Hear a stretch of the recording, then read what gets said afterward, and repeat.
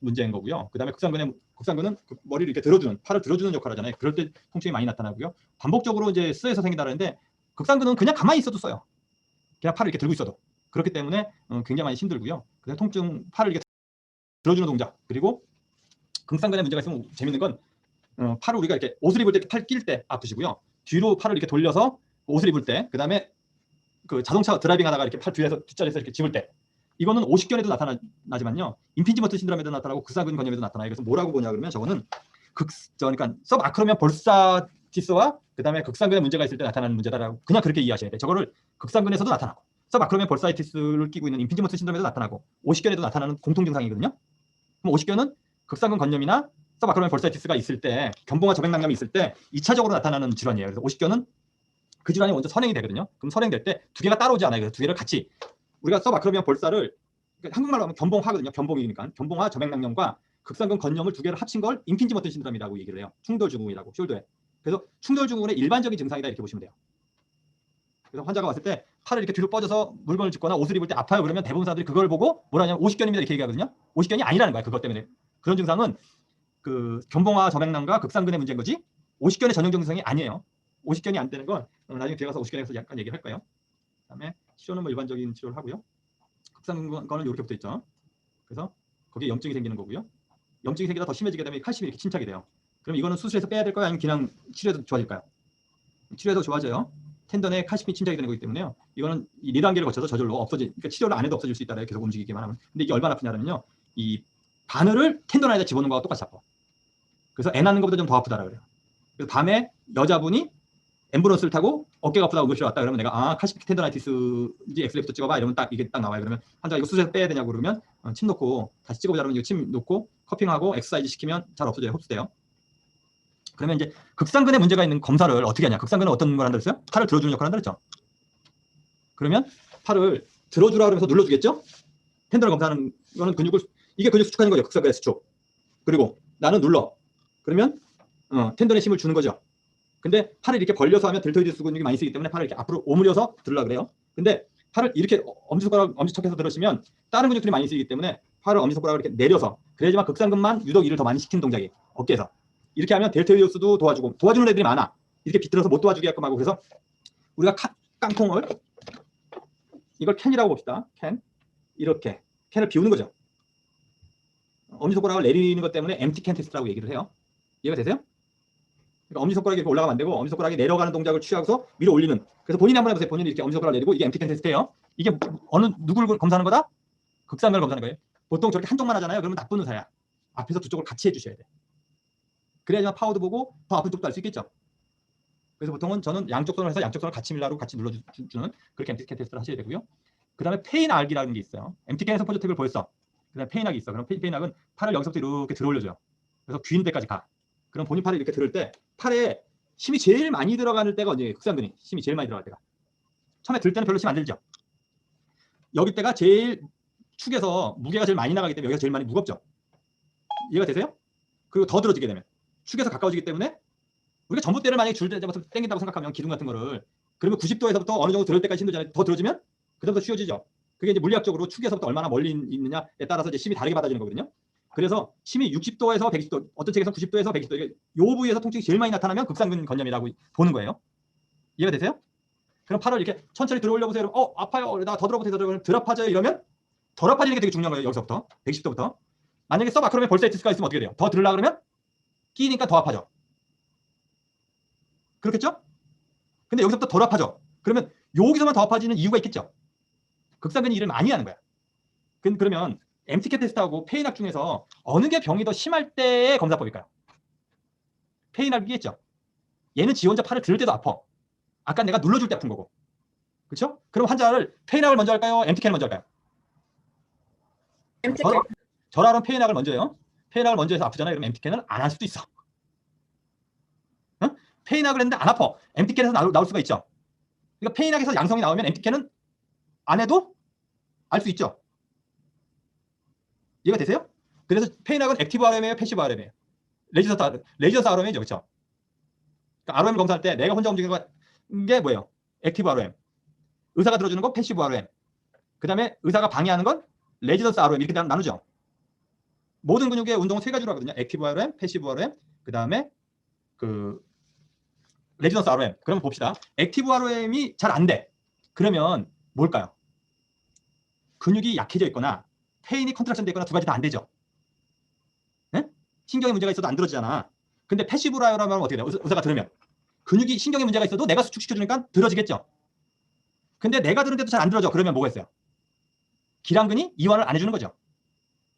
이거 잘 이해하셔야 돼요. 굉장히 중요한 문제입니다. 책에 잘 안 나와 있고. 보통 뭐라냐면 액티브 RM, 패시브 RM, 레지던트 RM을 해라 이렇게 돼 있어. 근데 그 각각의 의미는 몰라. 그냥 해. 그래서 뭐 하려고? 그래서 패시브 RM은 왜 하냐 그러면 이 사람이 풀 RM이 안 나오는데 지가 근육을 수축을 못해서 안 나오는 건지 근육이 이완이 안 돼서 안 나오는 건지 내가 봐야겠다라는 거야. 그럼 그런 상황이 아니면 안 하지. RM이 잘 나오고 있는데 그걸 뭘 하냐고 패시브 RM을. 액티브 RM이 풀로 안 나올 때만 패시브 RM을 하는 거예요. 그러면 액티브 RM하고 패시브 RM 했어. 그 다음에 이 사람 파워를 보려고 그럴 때는 뭐래요? 레지던스 RM을 하죠. 네? 레지던스 RM을 해서 그러니까 저항 RM.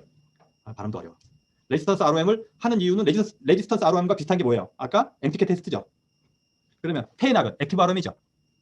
액티브 ROM을 보고 그 다음에 레지스턴스 ROM 하는 거와 똑같이 MTK를 하는 거예요. 그래서 페인학은 팔을 환자로 하여금 쭉 들어올리라 그래요. 야, 안 되네. 그냥 내 팔 들은 거로 그냥 보세요. 이렇게 본인 팔을 들을 때 요쯤에서 제일 아파요. 더 들을 때 덜 아파지는 게 되게 중요한 부분이에요. 페인학. 그래서 페인학의 포지티브라고 나오면 페인학의 포지티브 나왔는데 MTK에서 네거티브 나오면 뭐예요? 검사가 뭐가 잘못된 거죠? 지 혼자 들을 때도 아팠는데 내가 누를 때는 안 아프다 그러면 그건 둘 중에 하나가 뭐가 문제겠지, 그치? 검사를 잘못했거나 거짓말을 했거나 위양성이거나 위험성이거나. 그럼 치료는 어떻게 하겠어요? 극상근의 문제다. 그러면 극상근에 이게 멋을 벨린 거죠, 병풍. 그 다음에 극상근의 텐던에다 침을 놓으려면 견우에다가 침을 놓으면 텐던에다 침 놓을 수 있겠죠. 견우. 맞죠? 그 다음에 거골에서부터 내려와도 놓을 수 있죠. 텐던에다 놓는 거예요, 텐던에다가. 멋을 벨리는 병풍. 그럼 병풍에다도 하나 놓을까요? 몇 개 놓겠죠. 견우, 거골, 그래서 어깨 통증에 제일 많이 나오는 혈자리가요. 견우와 거골이에요. 그 다음에 결류. 천정혈은 침을 왜 놔요? 여기다 쓸데없이. 천정혈은 극하근이죠. 혹시나 소원 회전근개들끼리 서로 연결돼서 많이 아프기 때문에 2차적으로 놓을 수는 있어요. 그 다음에 만약에 여기 비노에다가 비노는 극상근하고 전혀 상관없어요. 그렇죠? 네? 만약에 책에는 그렇게 돼 있지만 안 넣을, 그러니까 우선순위를 따지면 제일 먼저 넣는 게 뭘까? 견우. 두 번째는 거골.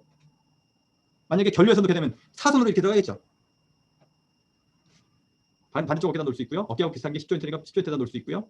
이런 것들은 이해가 되실 테고, 그 다음에 어깨로 지나가는 게 대장경이거나 수태양경이죠. 그러면 이제 대장경에 그 양명경, 수양경과 조양경의 수혈조합, 그 다음에 태양경, 수태양과 족태양의 수혈조합을 할 수 있고요. 그 다음에 전통적으로 양릉천이나 그러니까 하거나 무릎 있는 부위에 어깨 아픈 통증에 많이 써요. 뭐 풍령적으로 그러니까 고전에서. 근데 썩 추천은 안 하는데 고전에서 이렇게 이제 보통 이제 추천을 많이 해요. 그 다음에 아니면 완골이나 양노혈부에 어깨 아픈 통증 많이 쓰라 그러는데 썩 효과가 좋지는 않아요. 내가 나보면. 그 다음에 이제 정혈들, 수태양경이나 그 수양경경에 정혈들을 쓰거나 손의 문제이기 때문에 후계신맥 조합을 쓰거나 그 다음에 여기 이제 그 인프리칼 포인트로 종핑혈, 이것도 무릎에 있죠. 종핑이라고 무릎 있는 데다가 침을 놓는 방법을 쓰라고 얘기를 하고, 그 다음에 이침에서는 어깨나 어깨 관련된 것들 침을 놓고요. 그 다음에 간의 문제이기 때문에 태충하고 양릉천, 텐더나이티스가 뭐 그렇다고 줄 수 있어요. 절에서 극상근건을 치료를 할 수 있는 거예요. 근데 극상근하고 다르게 극하근을 한번 봅시다. 극하근하고 극상근은 치료를 같이 하나. 극하근은 팔을 뒤로 젖혀주는 역할을 하고요. 인터널 로테이션 할 때 기량작용을 해요. 그러면 여기에 놓이는 혈자리는 뭐예요? 천정혈과 그 다음에 여기는 뭐예요? 견정혈. 그 다음에 이거 뒤로 가서 그림을 한번 봅시다. 검사법부터 봅시다. 검사법.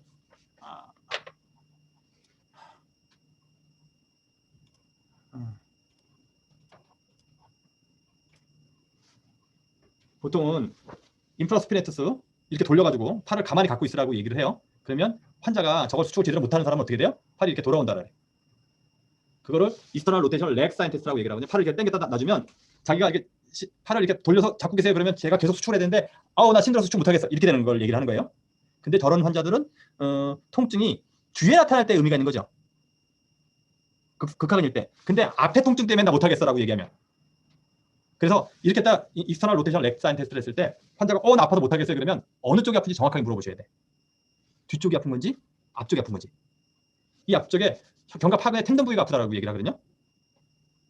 그러면 견갑하근이 이완이 안 돼서 아파서 못하는 거는 병은 극하근에 있는 게 아니라 견갑하근에 있는 거예요. 그것 때문에 내가 아까 처음에 어깨가 어렵다는 얘기를 했죠. 그 어렵다고 얘기하는 게 그거예요. 견갑하근을 치료하려면 첫 번째는 견갑하근에 만약에 문제가 있다. 그러면 견갑하근에 문제가 있으면 인트라 로테이션을 할 때 오히려 인터널 로테이션을 할 때 늘어나야 되는데 잘 안 늘어나주거든요. 그렇게 되면 경각파근을 극하근을 치료할 일이 많아요. 예? 그러면 극하근의 문제가 있다라고 하면 극하근을 치료할 때는 천정을 당연히 치료하겠죠. 하나밖에 없으니까. 그 다음에 텐던 쪽으로 이렇게 지나갈 때 노수 이렇게 지나가죠. 그 다음에 만약에 이제 결뇨를 치료를 하려고 얘기를 하는데요. 결뇨를 치료하게 되면 결뇨에서는 밑으로 이렇게 내려오면서 치료하셔야 돼. 그래야지만 이 텐던이라도 닿지, 안 그러면 만나지 않아요. 결뇨에서 견우 쪽으로 이렇게 지나가게 되면 그 텐던을 거의 건드릴 일이 없어요. 그 다음에 병풍혈은 더 해당이 안 되는 혈자리인 거고요. 그 다음에 여기에 붙어있는 비누 말고 비누도 해당이 안 되는 혈자리고요. 천정은 뭐 똑같이 아까도 나왔던 혈자리고요. 오히려 소장경에 견정혈이라고 있죠. 견정혈. 대장경의 견정혈 말고 견정혈에서 위로 이렇게 그 상사자를 해서 텐던에다 침 넣는 게 훨씬 더 쉬운 방법이에요. 본인이 이렇게 그 겨드랑이 쪽에 나 팔이 안 들어가. 그 겨드랑이에 집어넣어서 그 견갑파근에 텐던 한번 잡아보세요. 소원근하고 잡혀지죠? 안 잡혀지죠? 달걀처럼? 잡혀지죠? 그렇게 잡아놓고 침 넣는 거예요. 그게 텐던이거든요. 소원근과 대원근과 그다음에 저 극하근의 텐던이 그게 세 개 같이 붙어 있어요. 그래서 거기서 또 견정혈 쪽으로 이렇게 쭉 위로 침 놓으시는 방법이 가장 좋은 방법이에요. 반대쪽 어깨 놓을 수 있고요. 10도에서 놓을 수 있고요. 똑같이 이거 삼초경이나 그 태양경의 수혈 조합을 쓴다라고 돼 있어요. 왜냐하면 뒤쪽으로 아프기 때문에 아마 삼초경이나 그런데 저는 태양경이 훨씬 더 맞을 것 같다는 생각을 하고요. 그다음에 전통적으로는 소장경이나 삼초경에 있는 혈자리, 그다음에 무릎에 있는 혈자리, 똑같이 어깨 아픈 건 다 무릎에 있는 혈자리들을 씁니다. 일반적으로. 그다음에 삼초경과 소장경에 정혈을 혈자리를 쓸 수 있고요. 팔이 아프니까 후계신맥의 조합을 쓸 수 있고, 어깨 똑같이 아픈 건 종핑혈이랑 쓰는 거고요. 고전에서는 이것도 이치고 거의 똑같을 테고요. 그다음에 그 텐던의 문제니까 똑같이 근내 원혈과 간의 원혈과 그 근내혈인 양릉천을 쓰는 거죠. 서브스카플라에서 봅시다. 야, 이거 방법 좀 알아봐야겠다. 어떻게 하면 The origin of subscapularis is from the subscapular fossa of the scapula. The insertion is to the lesser tubercle of the humerus. Subscapularis medially rotates the arm, and along with all other rotator cuff muscles, it stabilizes the shoulder joint. It is innervated by the subscapular nerves. 서브스카플라리스가 일반적으로 어깨 아픈 환자 중에서 오래된 환자들은 서브스카플라리스가 아픈 사람이 굉장히 많아요. 다른 데서 치료를 못하거나 그러면 극하근이나 소원근이나 극상근 같은 경우에는 침들을 대부분 다 맞아보고 어느 정도 치료해서 나아졌는데 서브스카플라리스를 치료하지도 못하고 서브스카플라리스의 문제일 거라고 생각 안 하는 경우가 대부분이라서 이쪽 치료를 잘 안 해요. 그래서 여기 텐던 부위 여기다 침 넣는 게 되게 중요하고요. 그 다음에 이 겨드랑이 밑에서 이 겨드랑이 밑에서 빠져나서 이렇게 올라가거든요. 그래서 보통은 이제 팔을 이렇게 눕힌 상태에서 여기를 눌러서 이렇게 침을 놓으라고 얘기를 하는데 쉽지 않아요. 손만 대도 사람이 겨드랑이가 오그라들어서 그 방법은 이제 일부 그 고도 테크닉 가르치는 데 가면 그렇게 가르쳐 주는데 그거보다는 그냥 텐던 부위에다 침 열심히 놓으시고요. 나중에 다른 부위에다 침 넣는 거는 좀 더 경험이 생기면 그때 가서 공부를 해서 할 수 있을 거예요. 지금은 뭐 가르쳐 드리는 거는 제가 봤을 때는 적절하지 않은 것 같아요. 야 이거 진짜 되겠다. 오늘 이거는 동영상 해봐요. 그래서 이런 식으로. 그래서 이거 동영상 보면 환자 중에서 이렇게 가만히 있을 사람이 몇 명 될까요? 이 환자는 내가 봤을 때는 어버가도 모를 것 같아. 자면 어떻게 겨드랑이 저렇게 계속 만지는데도 천연덕스럽게 눈을 감고 저도 겨드랑이 저 가지런히 많이 안 타지만 저렇게 만져도 신경 쓰일 것 같은. 그래서 이렇게 해서 이제 침을 어떻게 넣으려면 스카플라하고 소라식을 띄어요. 그 다음에 손가락을 타서 이렇게 침을 놓으라고 얘기를 하는 거거든요. 이해가 되세요? 여기서 이렇게 해서 손가락을 딱 누르면 스카플라가 만져져요. 그렇죠? 뒤를 이렇게 밀으면 자기 뼈 만져지죠? 스카플라. 그 스카플라에다가 손톱을 타고 침을 이렇게 놓으라고 얘기를 하는 거거든요. 근데 이제 그게 조금만 쉬면 어떻게 돼요? 폐로 들어갈 수 있다는 문제가 하나 있고요. 또 한 가지는 여기다가 손을 이렇게 잘 댈 수 있게끔 만져주는 사람도 드물고 팔을 저렇게 들 수 있잖아요. 그럼 서브스카플라의 문제가 별로 없어. 서브스카플라가 이완이 안 돼서 팔이 저렇게 안 들려요. 그래서 저렇게 침 놓기는 이론적으로 가능한데 실제적으로는 해보시면 거의 불가능한. 그래서 텐던 쪽에다 침을 열심히 놓으라고 저는 얘기를 해드리고 싶고요. 저 검사하는 거 잘 기억하셔야 됩니다. 리프트 오프 테스트라고 이거 다 다음 쪽 저 퀴즈에 나오는 거예요. 팔을 들고서 있으라래요. 본인 이렇게 한번 해보세요. 팔을 들고서 계셔보세요. 최대한 밀어서. 다 괜찮죠? 팔 떨어져서 가만히 있을 수 있죠. 거리 재는 건 중요하지 않고요. 문제가 있는 사람은 이 팔을 이렇게 허리띠에서 들고서 못 있어. 바로 가서 붙어. 그 커징 테스트처럼 근육이 너무 힘들어서 못 들고 있거든요. 텐드라이티스가 있으면. 그래서 리프트 오프 테스트라고 얘기를 하고요. 그 다음에 아까 저게 인터널 로테이션 한다 그랬죠? 인터널 로테이션 하니까 저렇게 뒤에서. 근데 저는 환자 뒤에서 절대로 안 해요. 뒤에서 하면 앉는 것 같잖아요. 그렇죠? 요즘 같은 세상에는 절대로 비권장 상황에서 앞에서 손을 크로스해서 잡고 당기라 그래. 이렇게 하려면 그 사람이 힘이 더 세거든요. 그래서 크로스해서 잡고 쪼여보세요. 이렇게 얘기를 하시면 돼요. 앞에서. 뒤에서 하지 마시고. 아마 보여주려고 뒤에서 한 것 같아. 이 사람은. 그걸 인터널 로테이션이고 인터널 로테이션 하는 게 그다음에 익스터널 로테이션은 뭐겠어요? 거꾸로. 극하근과 소원근이겠죠. 잘 이해가 안 가는구나. 벨리 버튼은 그냥 넘어갑시다. 베어 The bear hug, horizontal adduction and maintaining the 팔을 shoulder 반대쪽 어깨 at 90 잡으려고 degrees of 하고요. flexion as so. To execute the test, what the 환자로 clinician will 하여금 then want to do 이 is 상태를 to 유지한 다음에 apply 의사가 an 손으로 inferior to superior force 손바닥을 저기 딱 coming to 잡고 raise the 내누르라고 palm 해요. of the hand 눌러보세요. off the patient's 이렇게. shoulder. 스카플라스 수축을 하면 서스카플라스 수축을 하면 이게 그 팔이 내려와야 되는데 이때 통증이 나타나면 An inability to keep the palm onto the shoulder is a sign of 팔꿈치를 rotator cuff 자, pathology. 이게 공을 앉는 것 같다 그러나 The clinician will 배역이라는 also want to 건데 test the other side to identify a sightedness. or 보통은 weakness 팔꿈치 쪽에다 associated with 대고요. that. 누르라고 그래요. 팔꿈치 이렇게. This test has recently 저게 이제 서브스카플라이스에 대한 그 검사법인 거고요. 그래서 리프트업 테스트하고 그다음 벨리 버튼 잠깐 한번 보면요.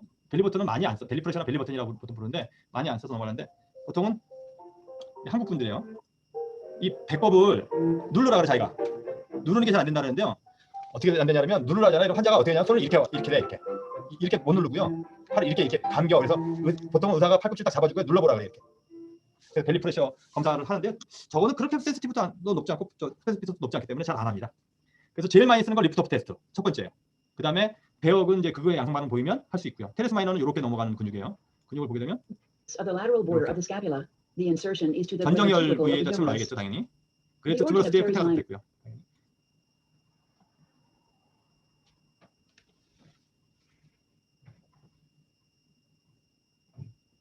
찬 거예요 손을. 그러면 아까 이스터널 렉 테스트하고 거의 똑같죠. 팔을 유지 못하고 이렇게 당겨도 올라오거든요. 그래서 이거는 드롭암하고 드로핑암하고 드로핑 사인하고 이름이 비슷비슷한데요. 저 검사는 많이는 안 해요. 이거 드롭 사인 한번 봅시다. 유지하고 있으라 그러거든요.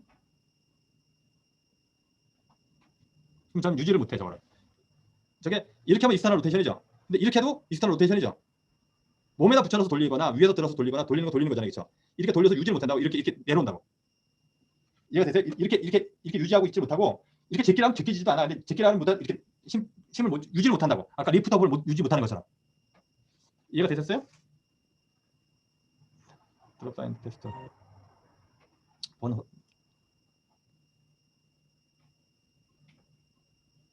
이거는 위로 거꾸로 이제 들어주라 그래. 아까는 이렇게 유지하라고 얘기하는 거잖아요. 이거는 이제 그 코진 테스트 똑같이 생각하시면 돼요. 이렇게 돌리는 동작이잖아요, 그렇죠? 이 돌리는 동작을 시키고 저항을 주는 거예요. 그다음에 익스터널 로테이션 메뉴를 봅시다. 팔을 바깥쪽으로 돌려주는 동작이거든요. 아까는 당겼었죠. 이거는 바깥쪽으로 환자로 밀라 그러고 이제 의사가 안쪽으로 밀어주는 익스터널 로테이션 테스트. 여기까지가 텐더라이티스 검사예요. 근데 이제 제일 기억을 저희가 잘해줬으면 하고 바라는 건 서브스카플라리스하고 스프라스피네스 두 가지.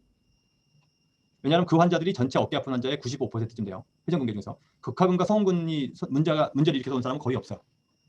그러니까 실제로 임상에서 많이 쓸 일이 없는데 극상근의 문제가 아니다 그러면 견갑하근 검사하면 거의 걸린다고 보시면 돼.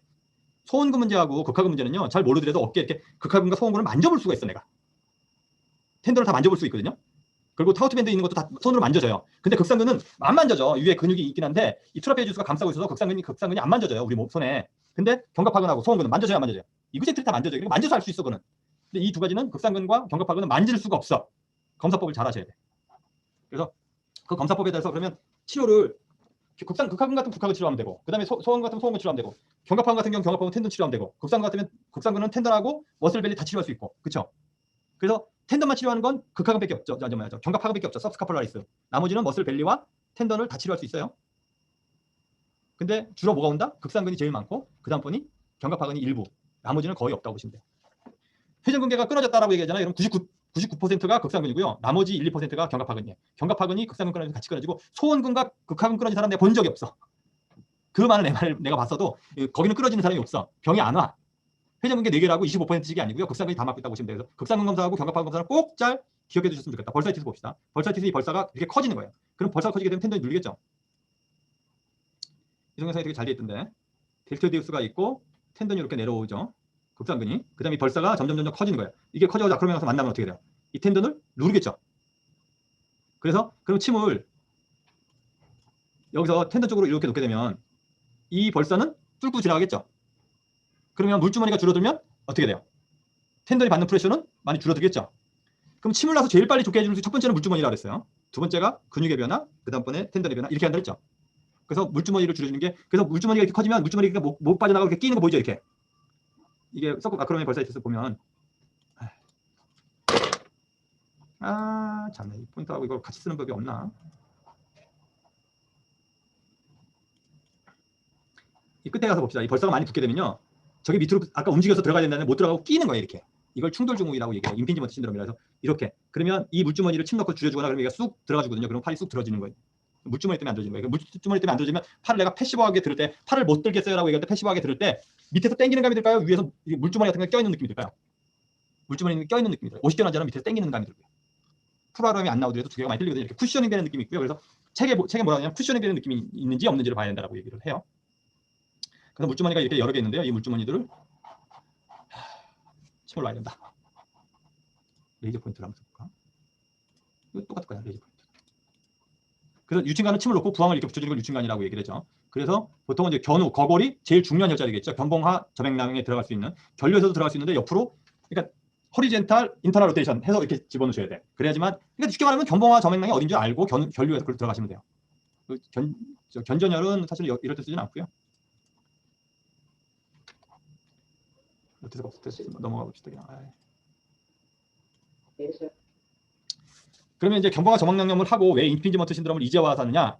임핀지먼트 신드롬을 쉽게 이해하시면 견봉하 저맥낭염 플러스 극상근 건염, 이게 임핀지먼트 신드롬이라고 보시면 돼요. 임핀지먼트 신드롬이라는 건 이 밑에 아크로미엄 밑에 티슈가 끼인다라는 걸 임핀지먼트 신드롬이라고 얘기를 하고요. 동영상 한번 보면 팔이 올라가다가 이 아크로미엄 밑에 탁 부닥치는 거예요. 그래서 부닥치는 티슈는 서브아크로미엄 견봉하 저맥낭, 그다음에 극상근 텐던, 이 두 가지가 끼는 걸 임핀지먼트 신드롬이라고 해요. 임핀지먼트 신드롬이 숄더에서 양방 선생님들이 현재 가장 많이 내리는 진단명 1, 2등이에요. 1등 임핀지먼트 신드롬, 2등이 보통 로테이스 커프스 인주리라고 얘기를 하고요. 50견이라고 진단하는 경우는 진짜 모르는 의사들, 잘 모르면 어깨는 전부 다 50견이라고 내리는. 그래서 주위에 어깨 아프다는 사람들 대부분 뭐라 그래요? 나 50견입니다 이렇게 얘기하죠. 그중에서 50견 몇 퍼센트 될 것 같아요? 20% 안 돼요. 말기에 와서도 대부분 임핀지먼트 신드롬입니다.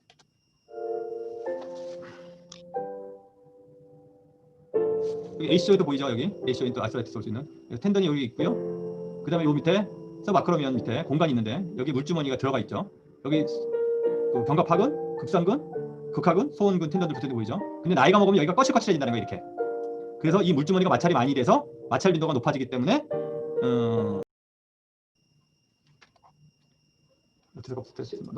극상근, 텐던, 이 두 가지가 끼는 걸 임핀지먼트 신드롬이라고 해요. 임핀지먼트 신드롬이 숄더에서 양방 선생님들이 현재 가장 많이 내리는 진단명 1, 2등에 1등 공간이 있는데 여기 물주머니가 공간이 있는데 보통 로테이스 커프스 인주리라고 얘기를 하고요. 50견이라고 진단하는 경우는 진짜 모르는 의사들, 잘 모르면 어깨는 전부 다 50견이라고 내리는. 그래서 주위에 어깨 아프다는 사람들 대부분 뭐라 그래요? 나 50견입니다 이렇게 얘기하죠. 그 중에서 50견 몇 퍼센트쯤 될 것 같아요? 20% 안 돼요. 말기에 왔어도 대부분 임핀지먼트 신드롬입니다.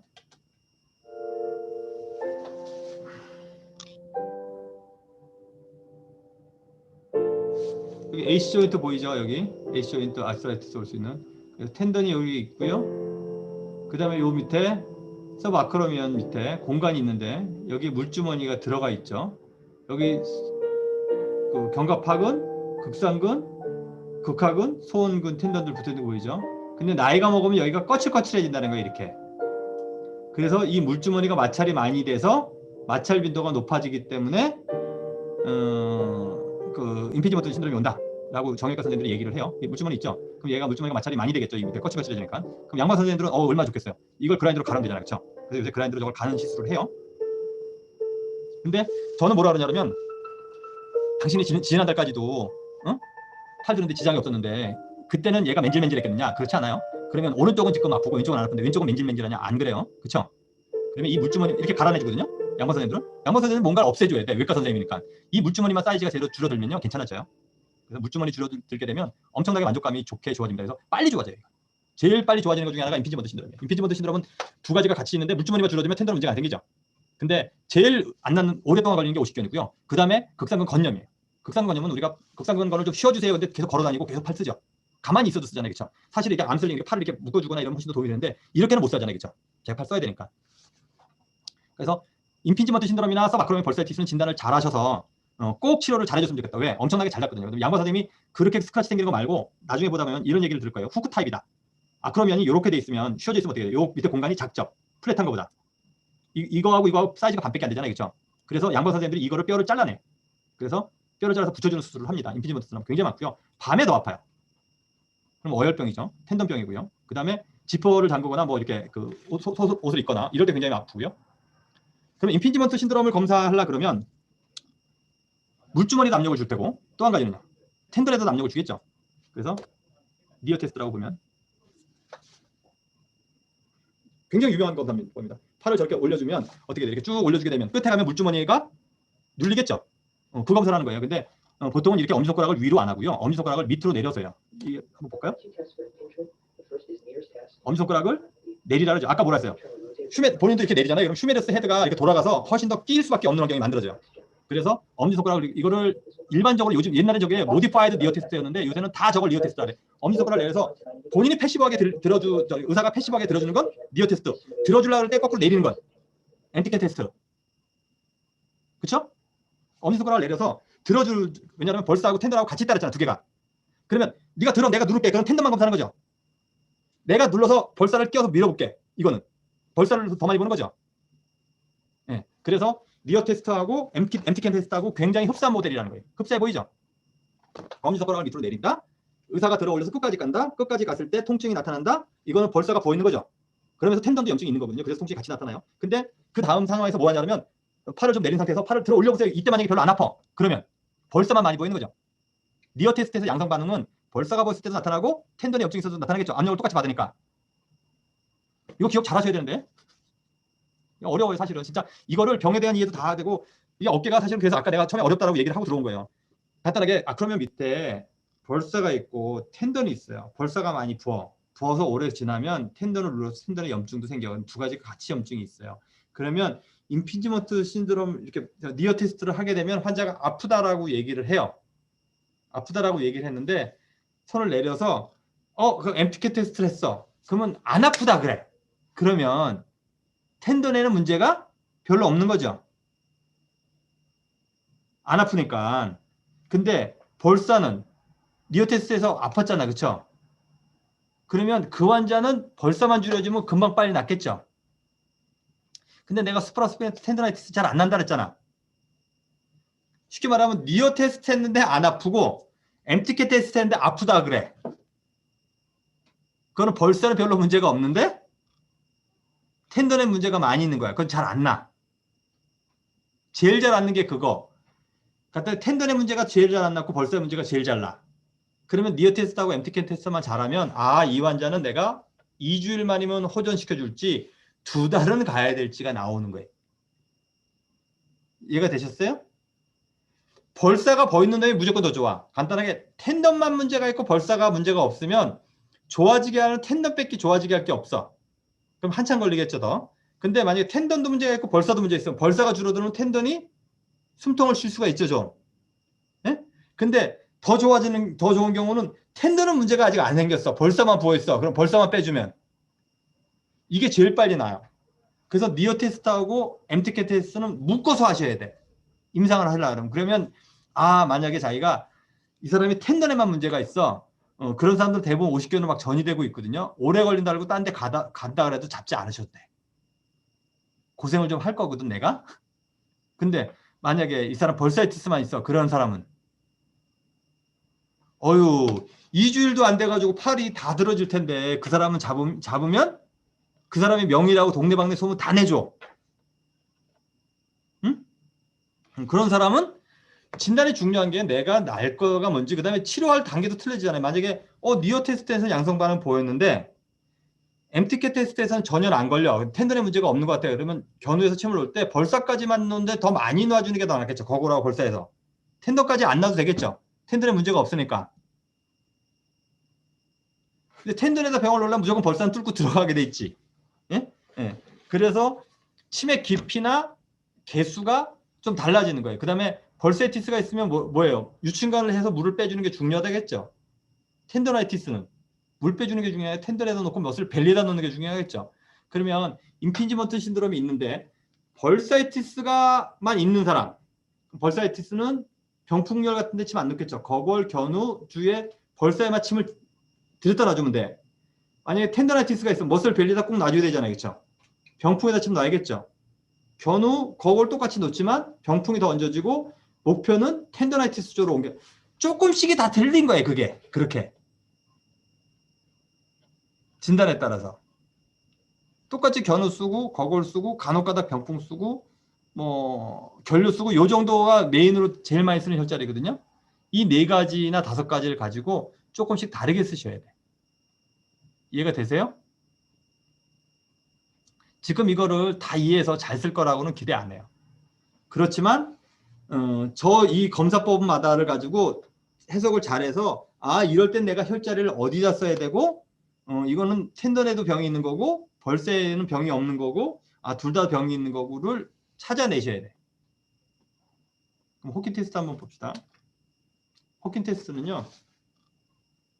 저렇게 잡고 팔을 이렇게 돌려주는 거예요. 근데 앞으로 이렇게 똑똑한 환자만 보셔야 돼. 보통 이렇게 하잖아요. 그러면 팔꿈치를 이렇게 떨겨가지고 검사가 안 돼.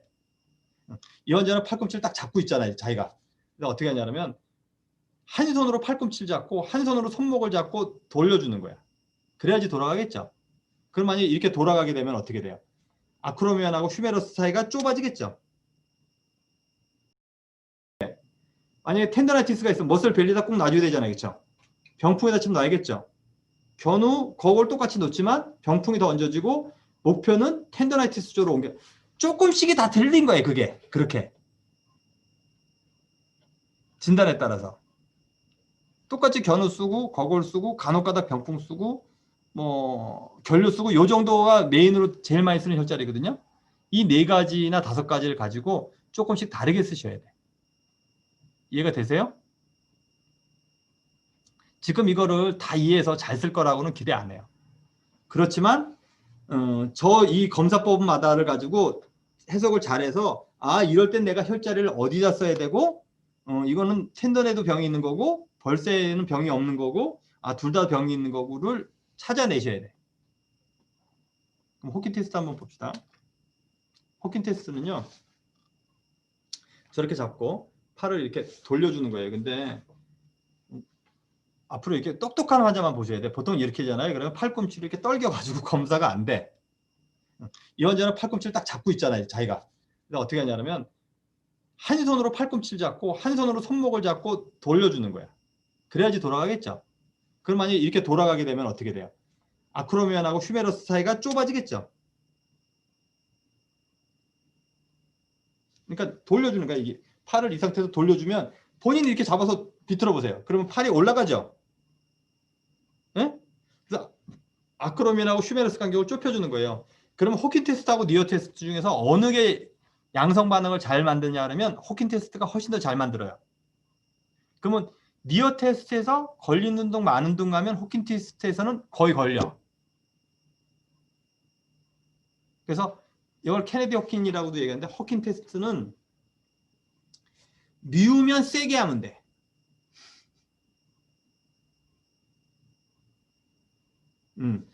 어떤 사람이 미워요? 미스코리아 오면 이쁜가요? 나는 이쁜 사람은 내 말 잘 듣는 사람이 이뻐. 환자는. 내가 옷을 갈아입으라면 옷을 갈아입고 검사를 하자면 검사를 하고 뭐 하라면 말하면 말 대꾸 잘하고 이러면 이쁜데 내가 뭐 물어보면 언제부터 아팠어요? 오래됐어요. 뭐 다친 적 있어요? 기억 안 나요. 잘 몰라요. 이런 사람들이 있어. 에? 환자들 중에서. 그러면 그 환자가 내 말을 잘 듣게 해야 되지. 예, 호킨 테스트를 해가지고 이렇게 자꾸 부드럽게 돌릴 수도 있고 빨리 돌릴 수도 있죠. 약간. 예, 빨리 돌리면 분명히 아플 거예요. 니어 테스트 해가지고 좀 아팠어. 그러면 호킨 테스트에서 많이 아프게 하잖아요. 그 다음부터는 갑자기 공손해져. 사람이 희한하게 한 대 맞으면 다 공손해져. 맞으면 대들 것 같은데요. 공손해져. 그래서 호킨 테스트는 제가 이 얘기를 왜냐하면 호킨 테스트는 만약에 니어 테스트에서 많이 아프다 그러잖아요. 그럼 저건 거의 손 대자마자 아파. 그러면 자기도 나중에 검사를 할 때 그러면 니어 테스트를 먼저 할 것인지 호킨 테스트를 먼저 할 것인지 그러면 더 많이 아픈 검사를 먼저 해요? 더 많이 아픈 검사를 나중에 해요? 더 많이 아픈 걸 나중에 해야겠죠? 아픈 거 먼저 하고 나면 안 아픈 거 해도 아파 그냥. 그렇죠? 점점 강도를 높여가야 되잖아요. 그렇죠? 우리 고춧가루를 많이 넣고 빼면서 먹지 않고 점점 더 넣으면서 먹잖아. 똑같다고 보시면 돼. 검사는 나중에 검사법을 고를 때 검사법이 여러 개 있잖아요. 어떤 거 먼저 한다? 그러니까 액티브 먼저 하고 패시브 하고 레지스턴스를 나중에 하는 거예요. 그렇죠? 레지스턴스를 제일 먼저 해버리면 액티브하고 패시브 하나 많아요. 벌써 힘들어. 그쵸? 그 단계를, 그래서 호킨 테스트가 훨씬 더 아파요. 훨씬 더 양성반이 잘 보이고. 그래서 이 사람이 훨씬 더 잘할 것 같아. 아.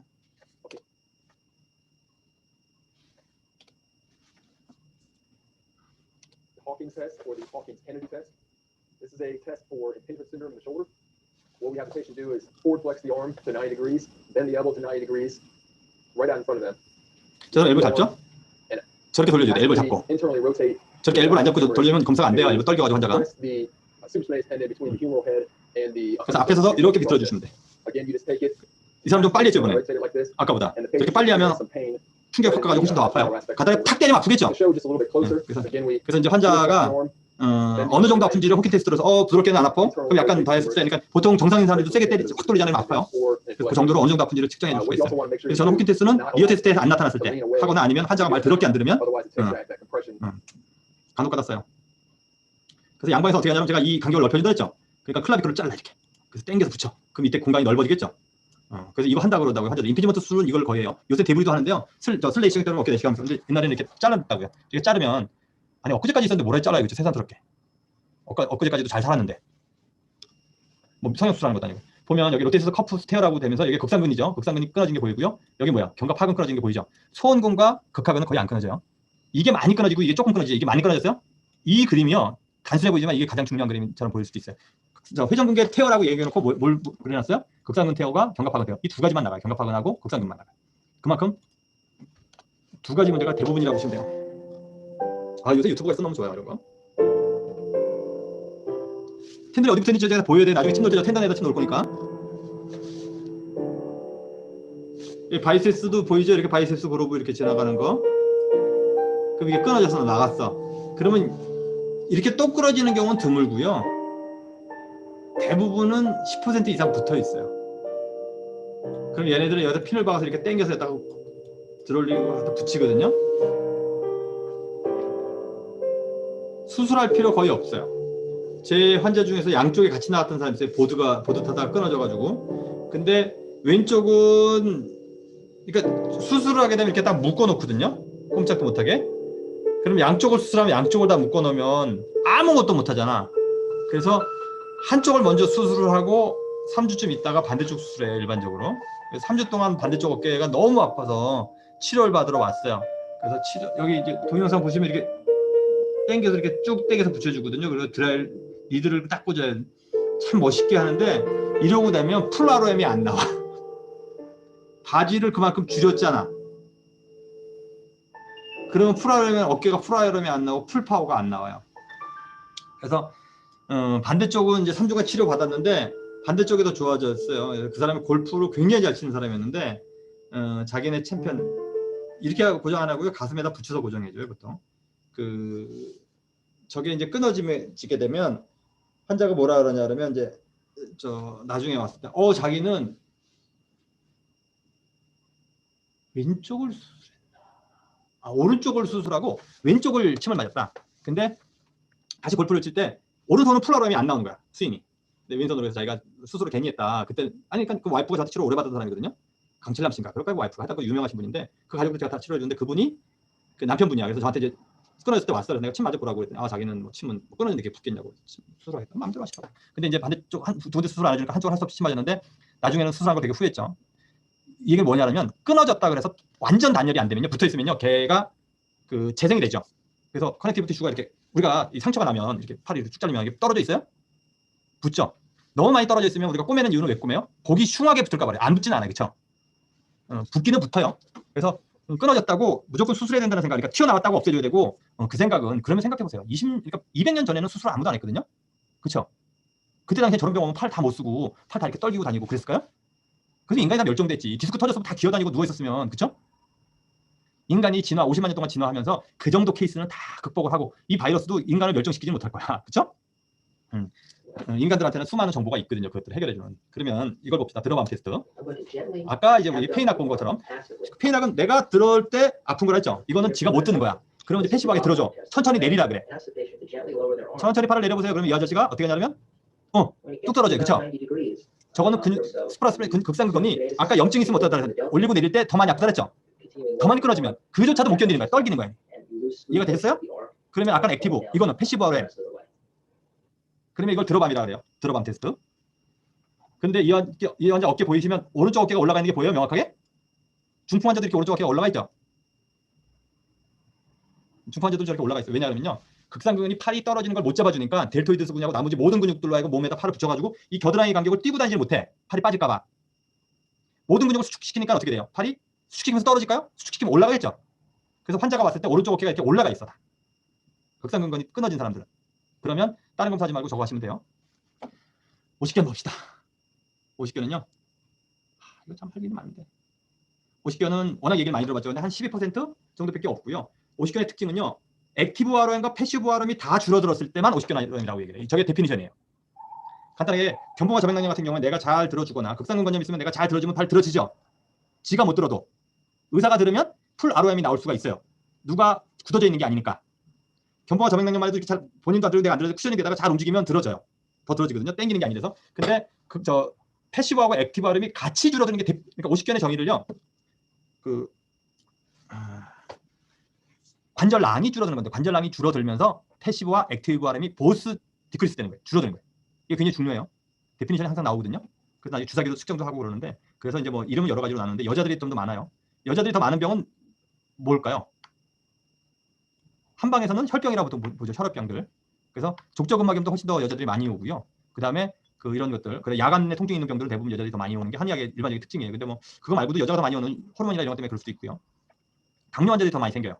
그래서 당뇨 환자가 생기면 쉽게 말하면 여자 환자인데 당뇨 환자가 오십견이 왔어. 그러면 더 잘 날까요? 더 잘 안 날까요? 똑똑하죠.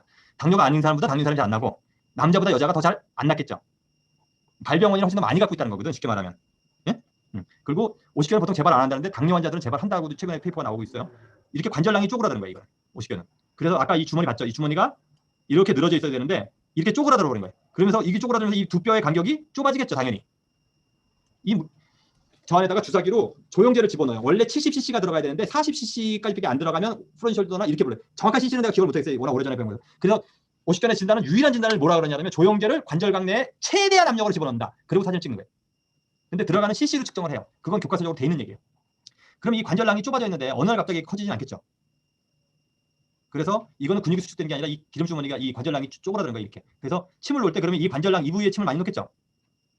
오십견 환자들은. 그래서 오십견의 혈자리는 전혀 틀려져요. 그래서 이게 이렇게 늘어나 있다가 움직일 때 이렇게 늘어나면서 팔이 움직여야 되는데 이게 이렇게 팽팽해져 있기 때문에 팔을 들을 때 이렇게 팽팽해진다 이렇게 얘기를 하는 거예요. 그래서 뼈와 뼈 사이 간격이 좁아지는 거라고 보시면 돼요. 조인트 캡슐이 염증이 생기는 게 오십견이에요. 그럼 조인트 캡슐은 어떻게 돼요? 딱딱해지겠죠. 염증이 생기면 딱딱해지거든요. 우리 여기 스카 생기는 것처럼 그 콜라겐이 나오기 때문에 타입 1 콜라겐이 나와서 걔가 이게 딱딱하게 만든다고요. 조직에. 그러면 그게 다시 말랑말랑해져야 돼요. 그래서 처음에 뭐가 오냐면 아프고 굳어지는 시기, 풀리는 시기 이렇게 세 가지로 나눠져요. 그럼 환자가 왔을 때 제일 먼저 나는 아파요. 아픔이 점점 증가해. 그러면서 가동 범위는 점점 줄어들어. 그러다가 가동 범위는 늘어나고 통증은 줄어들어. 이런 시기로 와요. 오십견이. 근데 이 한 시기마다 3개월에서 보통 6개월까지도 봐요. 그래서 3, 3은 9, 그래서 9개월. 그래서 2년까지 보통 18개월에서 2년까지 보거든요. 그래서 6개월씩 보면 18개월 되는 거죠. 그렇죠? 그래서 오십견 환자가 오면 보통 언제 오냐면 요때 오죠. 3개월에서 9개월. 가동 범위가 제대로 안 나올 때. 응? 그래서 요때부터 다 풀릴 때까지 보통 얼마나 걸리냐 그러면 3개월 만에 고치면요. 굉장히 드라마틱한 거고요. 한 1년 정도 걸리시다고 보면 돼요. 오십견. 그래서 오십견 환자는 그러면 치료를 안 해도 요 시기를 거쳐서 대부분 완해가 돼요. 근데 풀 ROM이 안 나올 뿐이죠. 그래서 풀 ROM을 나오게 해줘야 되고요. 오십견 환자들은 이렇게 쪼그라드는데 오십견 환자들이 나이가 많이 먹어서 주로 오긴 하는데 오십견 환자들이 제일 불편한 게 뭐예요? 팔을 제대로 못 쓴다. 그거 말고 밤에 잠을 못 잔다. 잘 때 잠자는 공주처럼 배에다 손 딱 올리고 가만히 누워서 자는 사람은 자기 그렇게 잔다. 손 들어보세요. 그 의민이에요. 양인들은 그거 가만히 못 져죠. 그래서 꼼지락 거리죠. 꼭 그렇진 않아요. 근데 사람들이 자꾸 움직이는데 움직이면 몸통이 돌아가면 팔이 따라와야 되는데 팔부터 움직이진 않죠. 잘 때는. 그래서 팔이 떨어져요. 그래서 이 딱딱해졌던 조인트 캡슐이 찢어져요. 그래서 밤에 깨요. 그래서 오십견 환자가 오십견 환자인지 아닌지 제일 쉽게 알 수 있는 건요. 밤에 자다가 몇 번 깨세요라고 물어보시면 돼요. 저의 노하우야. 그래서 밤에 4번 이상은 깨야지 오십견이다 이렇게 보시면 돼요. 밤에 그냥 아픈 건요. 임피지먼트 신드롬도 아까 뭐라 했어요? 밤에 붓기도 더 커지고요. 그래서 더 아프거든요.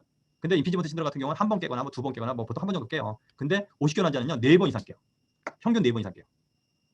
그러면 잠을 제대로 못 자. 그래서 성격이 굉장히 예민해져서 와요. 그럼 오십견 환자 처음 오면 뭐부터 해드려야 될까요? 갑자기 팔이 번쩍 들어지게? 에이, 그렇게는 안 돼요. 환자가 딱 오잖아요. 그러면 팔이 들어지는 데까지는 앞으로 6개월은 걸릴 텐데 한 달 내로 밤에 자다가 2번 미만으로 깨게 만들어지는 게 목표입니다. 이렇게. 정상 ROM, 그러니까 ROM이 좋아지거나 풀리는 건 2년 지나면 치료를 안 해도 좋아지는 게 대부분이라 했죠. 근데 일상생활할 때 팔이 안 돌아가는 거, 그건 참을 수도 있어. 불편하긴 해. 뭐 옷도 못 입고 뭐 불편하긴 해. 근데 제일 불편한 건요. 밤에 자다가 어깨가 찢어지는 통증으로 4번 정도를 깬다고 생각해요. 4번에서 7번. 인생 그 삶이 굉장히 나빠져요. 매일 똑같이 그렇게 못 잔다니까 4번 내지 5번씩 깬다니까 가다가 자다가 반으로 어깨를 누가 쿡 찌르는 것처럼 해서 4번 내지 5번씩 깬다고 생각해봐. 누가 기분이 좋나. 그래서 그거를 먼저 해결해 준다 그러잖아요. 그럼 환자가 처음에는 너무 감사하더래요. 그것만 해결해 준다 해도. 좀 지나서 그래서 이제 환자가 오면 처음에는 팔이 얼마나 들어지는지 뭐 이런 것들은 보실 필요가 없고요. 통증이 줄어들기 전에는 뭐예요? 절대로 완화기가 오지 않아. 그러니까 통증이 먼저 줄어들게 하기 위해서 밤에 4번 통증 때문에 깨는 거거든요. 4번 미만 깨게 해주시고 나면 운동을 시키는 거야. 통증이 계속 있으면 근육이 수축이 계속 하죠. 근육 수축하고 굳어져 있잖아요. 그러면 ROM이 나올 수가 있나요? 안 되죠. 그러니까 밤에 4번 5번씩 깨고 뭐 계속 아파가지고 그런데 ROM 환자는 와가지고 팔을 들고 싶다 그러거든요. 안 들어지는 게 생리 기전인데 통증 먼저 줄어져요. 그럼 통증이 먼저 줄어드는 건 어떻게 알 수 있어요? 밤에 덜 아파지는 거. 밤에 덜 아파지는 건 염증도 더 안심해지는 거죠. 그래서 괜찮아지는 거예요. 그래서 액티브하고 패시브하면 다 떨어지는 거고 모든 방면에 가동 범위가 줄어들어요. 간단하게 요거만 안 되는 게 아니고요. 뒤로도 안 가고 앞으로도 안 가고 다 똑같이. 왜? 두 뼈의 간격이 좁아지는 거기 때문에 임피지먼트 신드롬 같은 경우는 이거는 안 돼도 이거나 이거는 다 잘 돼요. 전혀 상관없이. 팔이 어드닥션만 안 돼. 이 동영상까지 보고 오늘 수업 여기까지. Frozen shoulder, 다 못할 것 같아요. also known as adhesive capsulitis, is a common condition characterized by pain and 환자가 motions 이 of the 팔이 shoulder. 드롭이 안 되죠. Symptoms usually begin 좀 gradually. Worse 얘는 with time 어깨가 and resolve on 빠지면서 their own, 평평해지면서 되는데 얘는 어떻게 typically 돼요? within a couple of 이게 years. 밑으로 떨어지지 않는다. The shoulder joint is enclosed in a layer of connective tissue called the shoulder capsule. In frozen shoulder, this capsule is inflamed, thickens, and becomes tight. This makes shoulder movements difficult and painful. Frozen shoulder develops in 3 stages. The freezing stage is characterized by increasing shoulder pain. The pain is usually felt over the outer shoulder area and sometimes on the upper arm. 여기까지는 The 알아요. frozen stage is marked by progressive loss of shoulder movement, while painful symptoms 잘 안 eventually 움직이는 시기 improve. 오죠. 처음에 아프다가 In the thawing 앞으로 stage, 굳어져요. shoulder motion 풀려지기. slowly improve. Patients 어깨 can 떨어지는 get most 거예요? or all 이게 shoulder movements. 이 밑에 but the 두부리가 process 늘어나면서 may take 떨어지는 months or 거예요. even years to complete. Frozen shoulder can be prevented by keeping the shoulder joint fully moving. Often, a shoulder starts to hurt with the onset of inflammation in the capsule. Because pain discourages movement, immobilization subsequently enables scar tissue deposits, which thicken the capsule and freeze the shoulder. Treatment aims to speed up the 예, 여기까지 봅시다. 그래서 보통 50경 검사는 애플리 스크래치 테스트 말고는 안 해요. 아까 애플리 스크래치 테스트 봤죠? 그 이렇게 돌아가는 거. 그래서 팔이 얼마만큼 정상 가동 범위가 다 나오는지를 보는 뒤로도 하고 위로도 하고 애플리 스크래치 테스트 말고는 50경 검사가 없어요. 50견이 그렇게 유명한데 검사법이 제대로 없기 때문에 모든 방향으로의 액티브와 패시브 ROM이 공이 떨어져 있을 때를 50견이라고 한다라고 진단을 하는 거예요. 그래서 나중에 50견의 진단을 어떻게 한다? 모든 방면으로 액티브와 패시브 ROM이 다 떨어져 있을 때. 데피니션이 되게 중요합니다. 그래서 다음 시간에는 쪽지 시험을 칠 거고요. 지금까지 오늘까지 배운 검사법들 위주로 10개, 10문제 시험을 칠 거고요. 그거를 하는 도중에 리뷰를 하실 거잖아요. 어차피 리뷰를 하시면서 궁금한 거 있으면 특히 어깨 쪽에 대한 질문은 어깨 쪽은 하나만을 가지고 10시간을 해도 모자라요. 근데 뭐 이거를 학생 때 그렇다고 뭐 대충 넘어갈 수는 없고 이게 중요한 컨셉은 잡아주고 하려고 하다 보니까 말도 많고 복잡해지긴 하는데 그 다른 데서는 어깨 설명을 잘 들으기가 쉽지가 않을 거예요. 그래서 어깨에 대한 것들은 본인 고민도 해보시고 그래서 궁금한 거 있으시면 물어보시거나 그래서 어깨 치료를 잘하는 것까지 바라지는 않고요. 제가 어깨 질환에 대한 컨셉은 가지고 갔으면 좋겠다. 50견은 뭐고 임피지먼트 신드롬은 뭐고 견봉화 저맥락염과 극상근 건염 그다음에 회전근개 손상이라고 하는데 회전근개 손상이 주로 극상근 건염의 손상이고 그다음에 견갑하근이 약간 일부 있고 그 2가지 검사를 제일 중요하기 때문에 어떤 검사를 해야 되고 이 정도의 머리 이렇게 프로세스가 머릿속에 그냥 막연하게 어깨의 모든 검사 뭐 이러면 어깨 진단 못해요. 절대로. 이해가 됐어요? 오늘 여기까지 합시다. 질문 있어요? 김세영 씨 질문? 예. 끝날 때 질문하는 학생은 친구들의 적이야.